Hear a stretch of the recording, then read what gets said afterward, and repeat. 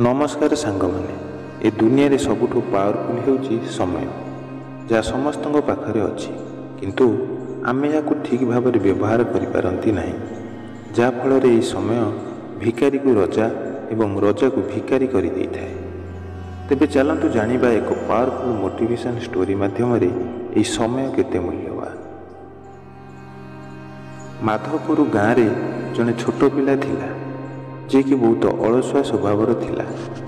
दिन सारा बुली बसी से तार समय को नष्ट कर देउथिला। से सब काम को करिबो कहूथिला किंतु किछि करूनथिला। जदि भी कौन से कार्य करूथिला ता पूरा लेट हो जाउथिला। पिलाटीर एपरि स्वभाव पाई पाठपढ़ा एवं अन्य काम से पछरे रही जाउथिला। तार घर लोक एवं शिक्षक ताकू बारंबार बुझाउथिले किंतु से बिल्कुल बुझु नथिला। ताकू तार भविष्य बिल्कुल चिंता नथिला। से तार समय को बेकार काम नष्ट कर देउथिला। दिने से गाँव को जड़े बुद्धिमान लोक आसिले जे कि निजर ज्ञान पाई प्रसिद्ध थिले।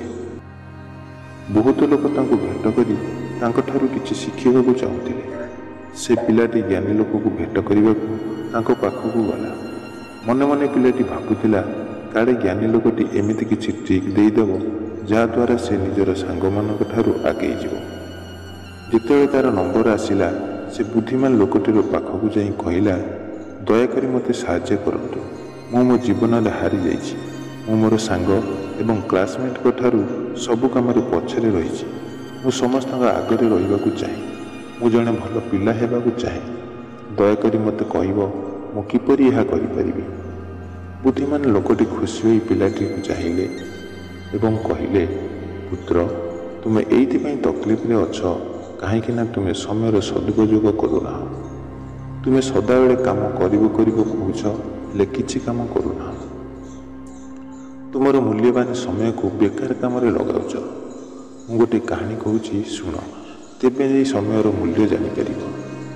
पिलाटी बड़ ध्यानर सहित शुणा आरंभ कला। बुद्धिमान व्यक्ति जनक कहानीटी आरंभ कले।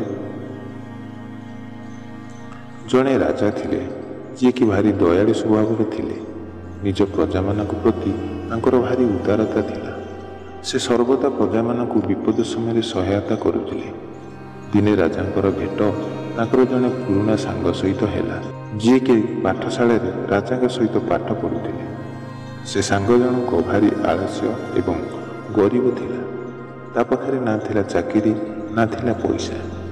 से सर्वदा निज भाग्य को निंदा करुथिला। निजर हैरान पाई से अन्न उपरे दोष देउथिला।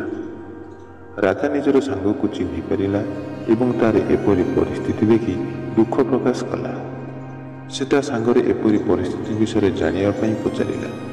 सांगटी दुखरे कहिला, हे राजा मु बुझी पारु नाही काहेकि समस्त मते कहउछन्ति जे मु किछि करि परिबि नाही। जेउठी मु चाकरी करिबाकू जाउछि मते समस्ते मना करि देउछन्ति। मोर विरोधी लोक माने सब जगह कहउछन्ति जे मु मोर कार्य को ठीक भाव में करिपारु नाही। मु बुझीपारु नाही कौन करिबि। सांगटीर सब कथा शुणिला परे राजा कहिले, ठीक अछि मु तुमर गरीबता को दूर करिया पई गोटे उपाय कहूछि। जदि तुमे एई उपायटी समय भितर करिवो तुमर सब दुख कष्ट दूर होई जिवो। तापरे राजा उपायटी बताइबाकू जाई कहिले, आज सूर्य अस्त हेबा पूर्वरु तुमे मोर रत्न भंडार को जाई जेते सुना रूपा आनीपर से सब तुमर हेब। सांग बहुत खुशी हो गला। राजा ठारू विदाय नहीं तुरंत जाई घरे पहुँचला। घरे तार स्त्री को सब कथा कहला। स्त्री तार पूरा खुशी हो गला। ताकू तुरंत राजा को रत्न भंडार अलंकार आनिबाकू कहला। सांगटी कहला, मते भारी भोक लगुची, प्रथम मते खाइबाकू दियो, तापर मु राजा महल को जीवी। पत्नी तुरंत रोषेई करी तांकू खाइबाकू देला। से आराम रे खाइला। मने मने भाविला, सूर्य अस्त होगाकू बहुत समय बाकी अछि। खाई सारिबा परे ताकू निद लागिला। से स्थिर कला मु किछि समय आराम करिनिए, तापर उठे राजा दरबार को जीवी।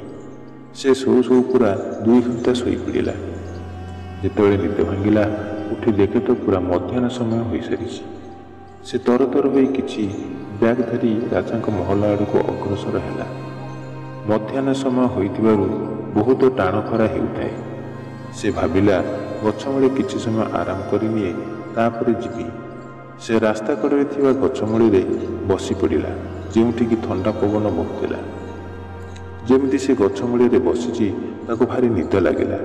ସେ ଆରାମ କରୁ କରୁ ପୁରା ନିଦରେ ଶୋଇପଡ଼ିଲା। ପୁରା 5 ଘଣ୍ଟା ପରେ ତାର ନିଦ ଭାଙ୍ଗିଲା।